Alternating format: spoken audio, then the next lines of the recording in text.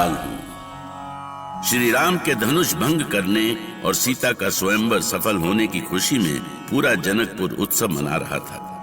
हर ओर ढोल, नक्कारे और तरह तरह के वाद्यों की ध्वनि गूंजने लगी थी। राम और सीता के इस मिलन की कल्पना से ही तीनों लोग आनंदित हो उठे। विवाह मंडप में भीड़ बढ़ती जा रही थी, पर शिव धनुष के खंडित होने की प्रचंड ध्वनि भृगकुल नंदन जमदागिनी पुत्र महर्षि परशुराम के कानों में पड़ी और वो व्यग्र हो उठे। किसने ललकारा है मुझे? किसका काल आ गया है जो उसने परशुराम को चुनौती दी है? गुरुदेव, आप अचानक अपने ध्यान से क्यों उठ गए? ये प्रचंड ध्वनि सुनी तुमने? सुनी तुमने ये मेरी शक्ति को चुनौती देती हुई ध्वनि? हाँ गुरुदेव, पर ये ध्वनि आपके लिए चुनौती कैसे हो सकती है? अरे जिस प्रचंड ध्वनि से पूरा महेंद्र पर्वत डोल गया हो, उसका संबंध मुझसे ही है, केवल मुझसे। अवश्य ही किसी क्षत्रिय ने मुझे ललकारा है। परंतु गुरुदेव, नहीं, मेरी आशंका व्यर्थ नहीं हो सकती। ये अवश्य किसी क्षत्रिय के सर उठाने का संकेत है। उसे ढूंढना होगा, चाहे जैसे भी हो, ढूंढना होगा उसे। सहस्रार्जुन की तरह उसका भी वध करना होगा मुझे। लाओ मेरा परशुराम। ये लीजिए गुरुदेव। इस परशुराम को चुनौती देने वाला तू जो भी है, सुन ले, ये जमदग्नि पुत्र परशुराम तेरा काल बनकर आ रहा है।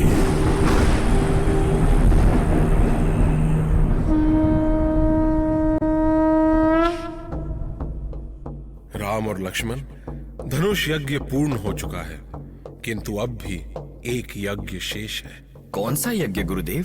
क्या कहीं और स्वयंवर का आयोजन होने वाला है? नहीं लक्ष्मण, वो यज्ञ यहीं संपन्न होगा। क्या आप विवाह के संपन्न होने की बात कर रहे हैं गुरुदेव? नहीं राम, स्वयंवर में तुमने जिस धनुष को तोड़ा है, वो धनुष कभी महर्षि परशुराम ने महाराज जनक को दिया था। उस धनुष के भंग होने की सूचना पाकर महर्षि परशुराम यहाँ अवश्य आएंगे। धनुष का खंडित होना उनकी आन की बात है, और वो अपनी आन के लिए कुछ भी कर सकते हैं। परंतु क्यों गुरुदेव? जब धनुष उन्होंने महाराज जनक को ही दे दिया है, तब उसके टूटने पर क्रोध कैसा? अब तो ये महाराज जनक का धनुष है ना? परशुराम ने क्षत्रियों के संहार का प्रण किया है लक्ष्मण। उनके लिए धनुष का भंग होना कोई बड़ी बात नहीं है, पर एक क्षत्रिय कुमार का उसे भंग करना जरूर एक चुनौती है।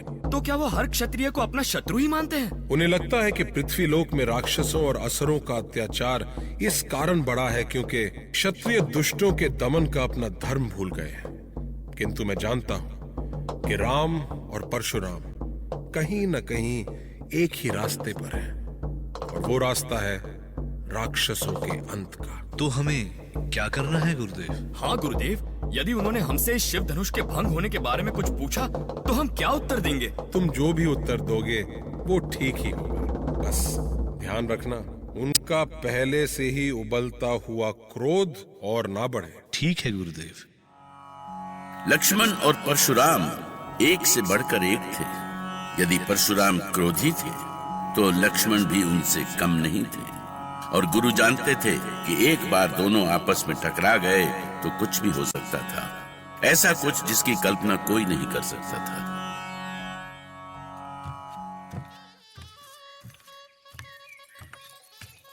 बेटी सीता, तुम यहाँ? क्या हुआ तुम्हें? देखो, बाहर सब तुम्हारे विवाह की तैयारी में लगे हुए हैं और तुम यहाँ उदास बैठी हो। क्या बात है बेटी?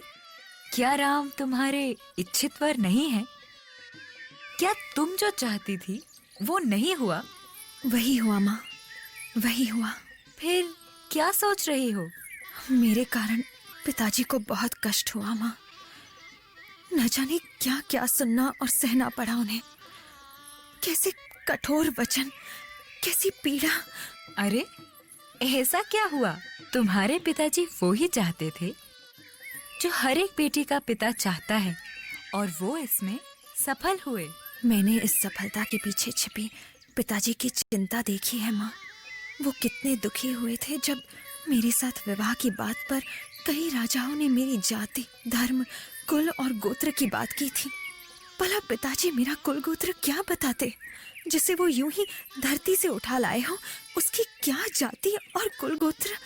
ये तुम्हें क्या हो गया है बेटी? क्या हमारे प्रेम में कोई कमी रह गई बेटी? नहीं माँ, पर मैं ऐसी बेटी हूँ जिसके कारण उसके ही पिता का अपमान हुआ। ये दुख मुझे खाए जाता है। नहीं बेटी नहीं, तुम सदा उनके लिए उनका मान रही हो। पर माँ, बस अब ये सब सोचने का ये समय नहीं है। मंडप में तुम्हारी सखियां तुम्हारी राह देख रही हैं। वो देखो, वो आ भी गईं। अरे सीता, यहाँ अकेले में किसकी प्रतीक्षा कर रही हो? अभी तो विवाह के फेरे होने हैं, अभी से तुम अपने राम के सपने देखने लगी। इधर सीता की सखियां सीता राम के मधुर मिलन की कल्पना में खोई हुई थीं, और उधर मंडप में विवाह के आयोजन की तैयारियां चल रही थीं। और तभी वो हुआ जिसका सबको डर था। अचानक क्रोध में भरे हुए परशुराम वहां प्रकट हुए। बंद करो ये आयोजन, बंद करो ये उत्सव।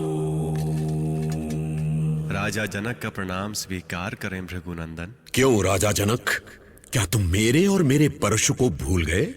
भूल गए कि इसी परशु से मैंने 21 बार इस धरती को क्षत्रिय विहीन किया है? क्षमा करें महर्षि, आज मेरी पुत्री सीता का स्वयंवर था और महर्षि के चरणों में सीता का प्रणाम। सौभाग्यवती हो पुत्री, पर तुम्हारे विवाह के शुभ अवसर पर शिव धनुष कैसे भंग हुआ? किसने किया ये दुस्साहस? कोई उत्तर क्यों नहीं देता? राजा जनक, किसने तोड़ा ये धनुष? आशीर्वाद दें भृगुकुल नंदन। कौन हो तुम दोनों? हम अयोध्या के कुमार हैं। आप जिस धनुष की बात कर रहे हैं उसे हमने ही तोड़ा है। अयोध्या कुमार, क्या तुम भूल गए थे कि परशुराम अभी जीवित है? क्या तुम्हें किसी ने परशुराम के विषय में नहीं बताया? नंदन को गादी पुत्र विश्वामित्र का अभिवादन स्वीकार हो। ये दोनों किशोर चक्रवर्ती सम्राट अयोध्या नरेश दशरथ के पुत्र हैं और मेरे शिष्य। इनका नाम है राम और लक्ष्मण। ये कोई भी हो, किसी भी महाराजा के पुत्र हो, कितने भी शक्तिशाली हो, इन्होंने भूल की है और इनकी इस भयानक भूल का एक ही दंड है और वो है मृत्युदंड। विश्वामित्र मन ही मन मना रहे थे कि लक्ष्मण और परशुराम का सामना न हो, क्योंकि उनके क्रोध का अर्थ था महाविनाश। इस महाविनाश को टालने के लिए वो स्वयं बीच में भी आए, पर वो जानते थे कि वो इस टकराव को बहुत देर तक नहीं रोक सकेंगे।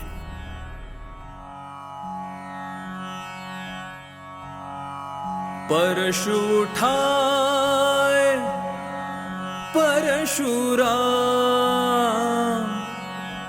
बने शत्रु का काल। नयन क्रोध की ज्वाला बनके, नयन क्रोध की ज्वाला बनके, दिखे प्रलय विकराल। राम